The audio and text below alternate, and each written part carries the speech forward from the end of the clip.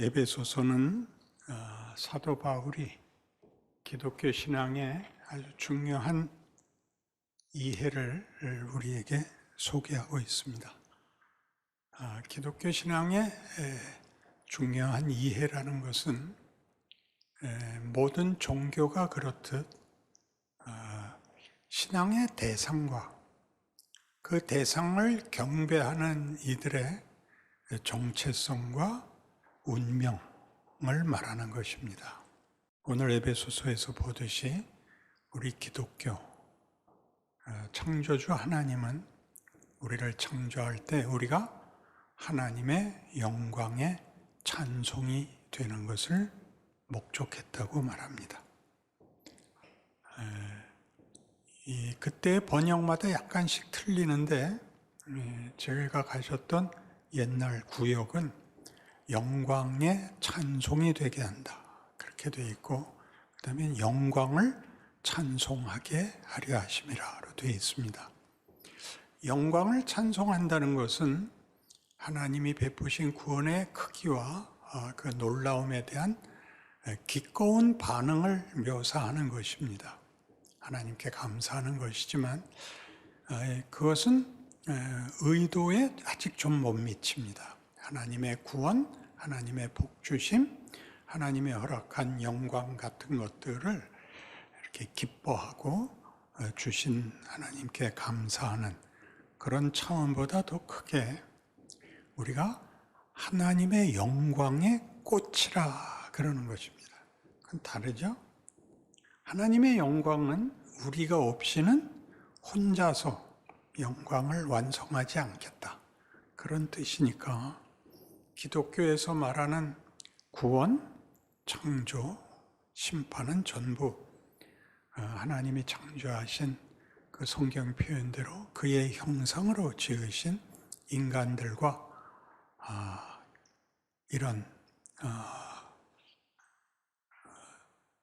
관계적 또 그 기쁨과 영광의 차원에서 이렇게 서로가 말하자면 대등한 관계를 약속하는 셈입니다.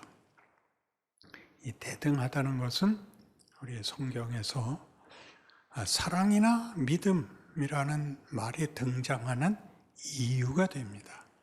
존재론적으로는 우리가 하나님과 같은 지위일 수 없으나 관계성에 있어서 하나님은 우리에게 이런 대등해야만 성립이 되는 믿음과 사랑을 목적하고 있다, 이렇게 말하는 것이 기독교인 것입니다. 그래서 지금 이 에베소서 1장에 나오는 하나님의 목적, 인류를 향한 운명이 하나님의 영광을 찬송하는, 하나님의 영광의 찬송이 되는, 하나님의 영광의 꽃이 되는 이 얘기들을 바울은 옥중에서 하고 있습니다. 그러니까 이 대조는 굉장히 중요한 것이죠.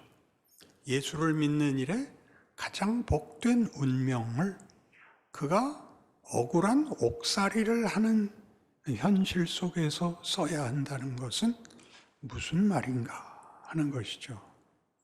우리는 바울이 하나님 앞에 부름을 받기 전에는 예수 그리스도를 믿는 자들을 박해하러 다닌 사람이었다 하는 것을 기억해야 합니다. 그때 그는 권력을 가졌고 그 정죄와 형벌을 요구하는 입장에 있었는데, 사도가 된 후에는 오히려 그런 권력과 그런 정죄의 피해자가 된 입장에서 오늘 보는 것과 같은 성경의 약속, 하나님의 창조와 구원의 목적, 인간이라는 존재의 운명과 정체성을 말하고 있습니다. 바울은 그 부름을 받을 때 담의 세계까지 가서 예수 믿는 자들을 핍박하는 권세를 가지고 가다가 예수를 만납니다. 예수님이 바울을 부르는 장면도 뜻밖이고 그때 나눈 대화도 뜻밖입니다. 바울이 묻죠. 당신은 누구십니까? 예수님의 대답은 나는 네가 핍박하는 예수다. 왜 이런 상황에서 그를 부르는지, 사도가 되는 소명을 최악의 경우 무지한 정도가 아니라 이렇게 반대 입장, 핍박하는 지경까지 놔두었다가 그 조건 속에서 불러내는가 하는데 성경의 가르침이 있습니다.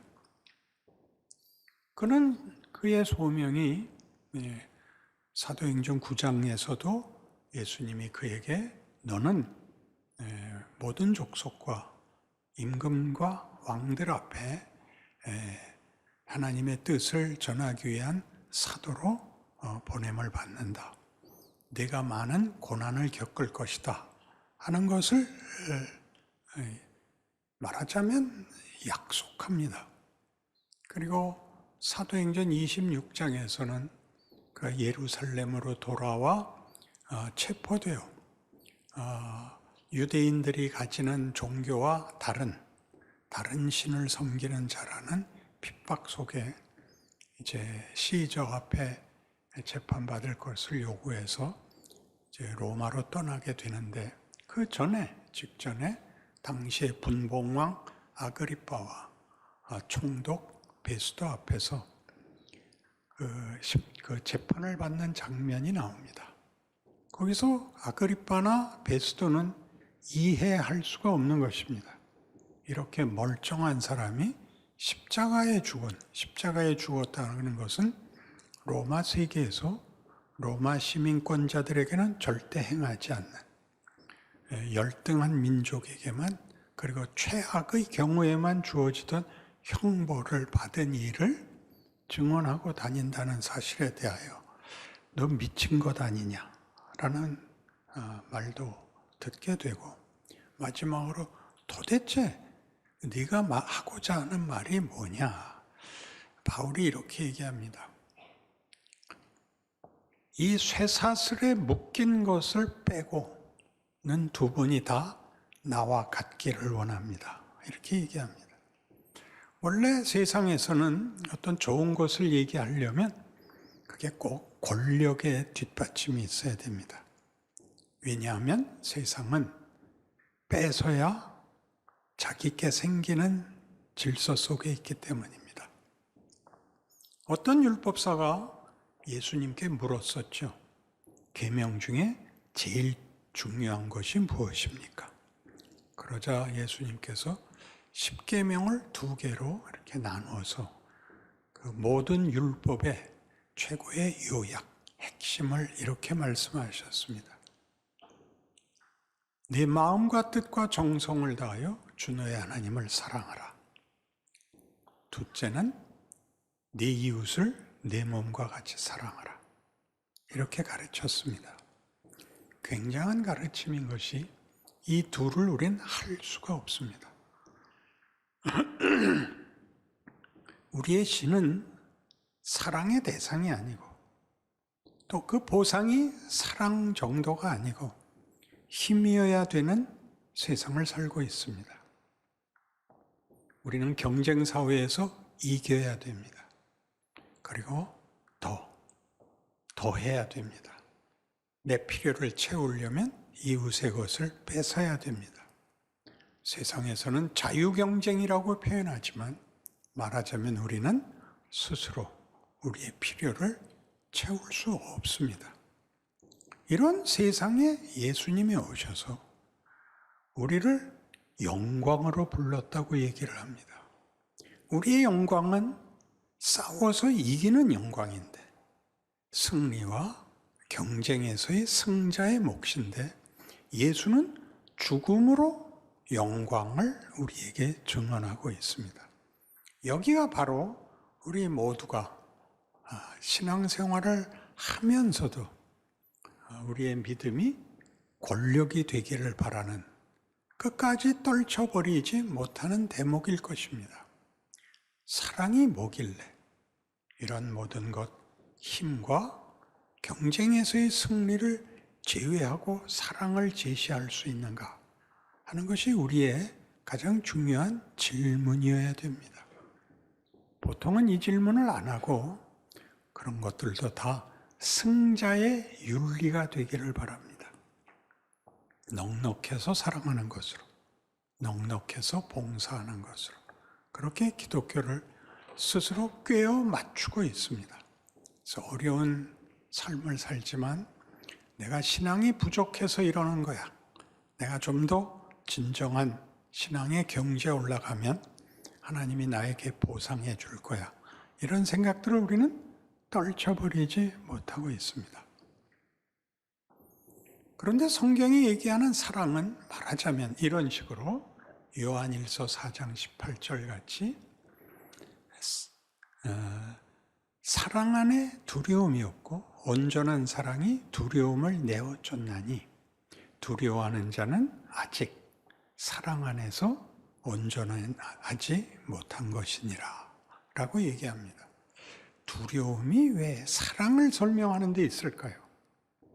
우리는 조금 전에 본 바와 같이 인간은 하나님을 외면하고 떠난 순간부터 경쟁 질서밖에 남은 게 없습니다. 그러나 하나님이 하려고 했던 건 뭐냐 하면 이 사랑의 교제입니다. 거기엔 뭐가 특별하게 대조가 되느냐? 거기엔 폭력이 없다 이겁니다. 폭력이 없다는 것은 관계를 맺고 존재하는 문제에 사랑이란 이 공포, 이 경쟁, 이 싸움이 없는 관계를 말합니다. 그러니까 우리의 신앙마저도 그것이 윤리가 되고 그것이 명분이 될 때 대부분 기독교적 핵심되는 이해를 놓치는 게 뭐냐 하면 분명히 성경이 말하는 명분을 제시하는데 거기 아직도 공포가, 폭력이 있다는 거죠. 여러분들도 많이 들었고 써먹었던 말 중에 교회에서 제일 많이 쓰는 우리의 용어인데 내용이 우리 것이 아닌 것이 있습니다. 우리 교회는 사랑이 없어. 이런 말을 무심코 합니다. 이게 무슨 뜻일까요? 당신은 왜 기도 생활을 하지 않아? 이런 말을 무슨 권리로 하나요? 이런 것들을 우리는 제 질문이 오히려 더 당황스럽죠. 예수를 믿는 것이 권력이 되고 명분이 되어 내가 누구에게 뭐라고 할 수 있다고 생각을 하죠. 누구에게 뭐라고 하는 것이 기독교 신앙의 본체가 아니라 기독교 신앙은 내가 나가 되는 것입니다. 내가 나가 된다는 것은 하나님이 우리를 하나님의 상대역으로 만들었다는 걸 아는 것입니다. 하나님은 다윗이 열심내서 한 헌신, 기도에, 소원에 이렇게 답변하시죠. 나는 궁궐에서 사는데 저 법궤는 천막 속에 있습니다. 내가 하나님을 위해서 성전을 짓겠습니다. 그러자 하나님이 나타나셔서 뭐라고 꾸짖으시냐 하면 야, 어떻게 내 필요를 네가 채우냐? 내가 하나님인데 나한테 모자라는 게 있고 핍절한 게 있고 그걸 네가 때운다고? 넌 네가 짓거린 소리가 얼마나 말이 안 되는 소리인지 몰라? 이렇게 얘기하십니다. 알아들으시면 윙크를 한번 하시고 우린 도대체 하나님께 내가 뭘 해드릴 테니까 나에게 무엇을 주십시오라는 상거래를 하고 있느냐 하는 것입니다. 하나님은 우리를 하나님의 기쁨으로 삼으며 그 기쁨이 이렇게 둘 간에 일어나는 관계성, 우리 음악을 늘 내가 인용하는데 혼자 아무리 노래를 잘 불러도 혼자는 화음이 생기지 않는다. 그건 상대가 있어야 된다. 하나님은 우리와 이런 관계, 이런 화음, 이런 예술, 성경이 얘기하는 영광으로 우리를 부르고 있습니다. 그 성경은 계속 사랑을 얘기할 때마다 그게 어떻게 공포와 다른지, 어떻게 폭력이 될 수 없는지를 너무나 신약 성경에서 많이 언급합니다. 우리 갈라디아서 5장 22절 이하에 있는 성령의 열매를 보십시오. 성령의 열매는 사랑과 희락과 화평과 오래 참음과 자비와 양선과 충성과 온유와 절제. 여긴 어느 단어에도 폭력이 없습니다. 그렇죠? 폭력이 없다는 것은 내가 나 자신이 되는 문제를 어디서 약탈해 와서 채워야 될 필요를 느끼지 않는다는 겁니다. 그러니까 하나님이 우리를 예수 안에서 불렀다고 얘기할 때, 더 계속 우리가 나갈 것이지만 에베소 1장 3절에서 6절에 있는 내용은 영광의 찬송으로, 영광의 꽃으로 부르는 것은 예수 안에서라고. 매 절마다 그리스도 안에서, 그리고 사랑 안에서입니다. 예수 안에서라는 것은 우리가 알고 있듯이 신이 우리를 붙들기 위하여 우리의 자리까지 내려온 것이고 죽음마저도 동참하신 사건입니다. 하나님은 우리라는 존재를, 우리라는 정체성을, 인간의 운명을 이렇게 하나님이 함께 하겠다고 역사에 개입하시고 증언하신 것이 기독교입니다. 우리는 끝없이 우리의 인생 속에 등장하는 여러 시험 속에서 허우적거립니다. 그러면 하나님이 우리를 사랑하시고 이런 운명을 약속하셨다면 왜 인생이 고달프냐?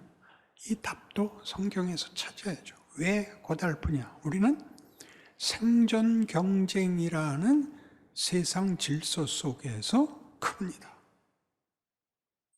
세상이 이웃에게서 뺏어가겠다고 하는 것들이 진정한 가치가 없다는 걸 배우는데 일생이 걸립니다.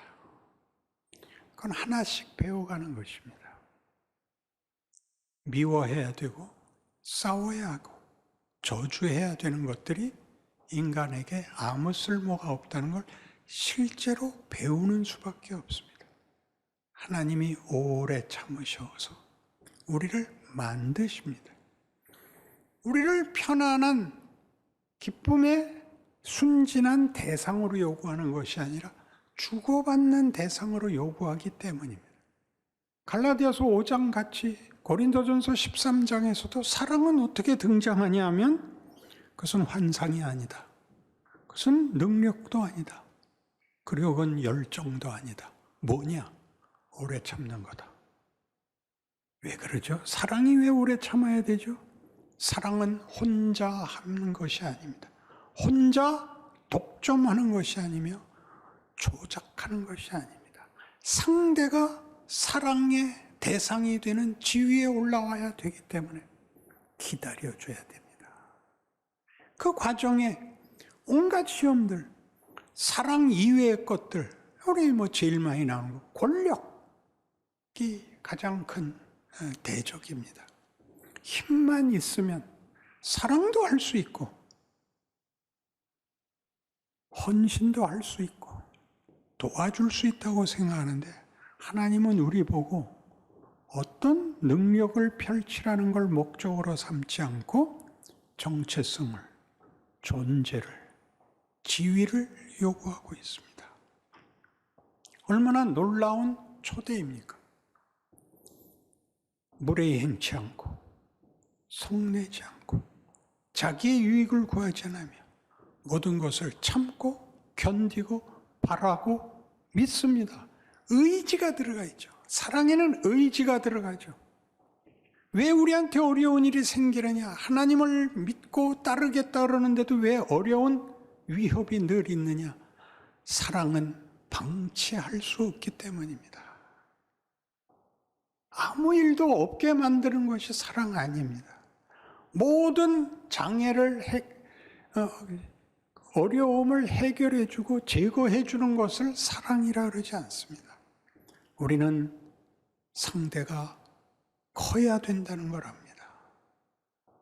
완성을 하기 위해서 여러 번 실패해야 된다는 걸 압니다. 그걸 견디게 해주죠. 편히 되어주죠. 완성될 때까지 꾸중도 해야죠. 붙잡아 와야죠. 그런 것들이 성경이 말하는 하나님 되심입니다. 기독교의 신앙의 대상은 이 하나님입니다. 천지를 지으셨고 인간을 자기 형상대로 지어서 자기와 사랑과 믿음의 관계의 대상이 되어달라고 요구합니다. 거긴 뭐가 필요했냐 하면 여러분은 아담이 범죄한 데 대해서 늘 불평이죠. 선악과는 왜 만드셨나? 왜 먹는 걸 안 막으셨나? 그러니까 우리는 인간을 왜 완제품을 안 만들었느냐? 시키는 대로 하는 자를 왜 안 만들어서 우리로 선택해서 이 고생을 하게 하느냐? 그 답이 노아입니다. 노아는 뭐냐 하면 범죄하여 죽을 수밖에 없는 그 족보에서 유일하게 하나님을 따르는 모범생입니다.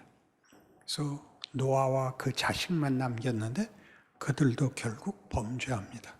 그게 무슨 뜻일까요?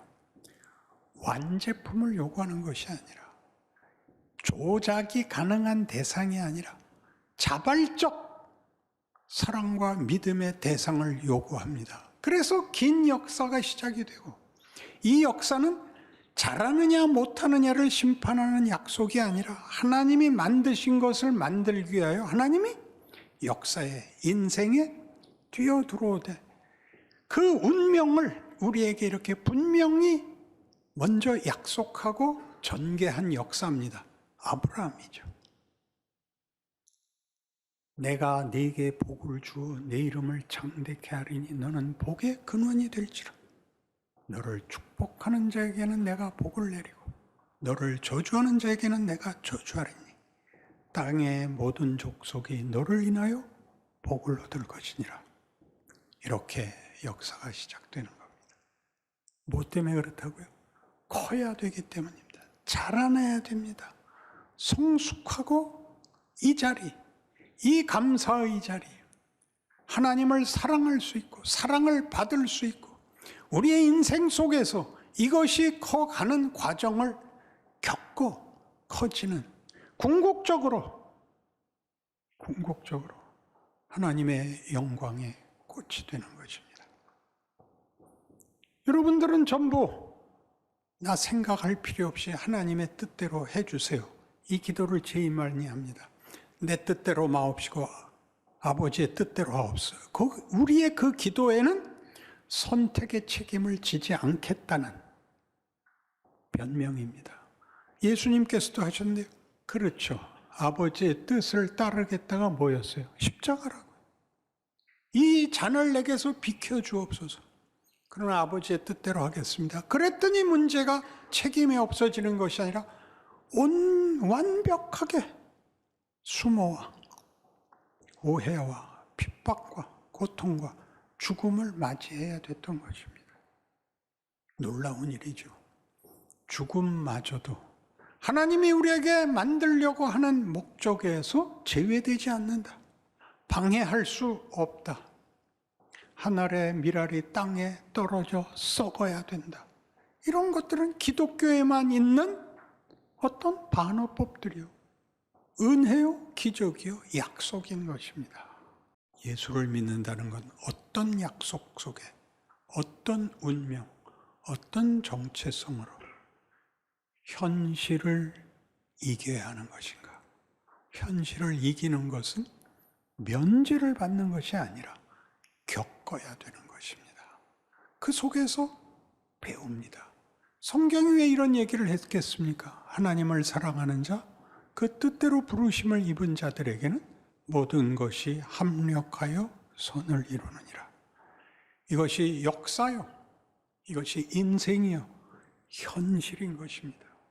신앙은 우리끼리 모여서 어떤 종교적인 행사를 할 때만 들어가는 것이 아니라 우리가 거부하고 이해할 수 없고 어떻게 해결할 수 없는 모든 것이 하나님의 지혜와 권능, 십자가가 믿지 않는 자들에게는 미련한 것이요 믿는 우리에게는 하나님의 능력이요 지혜니라를 기억하는 인생을 사는 것입니다.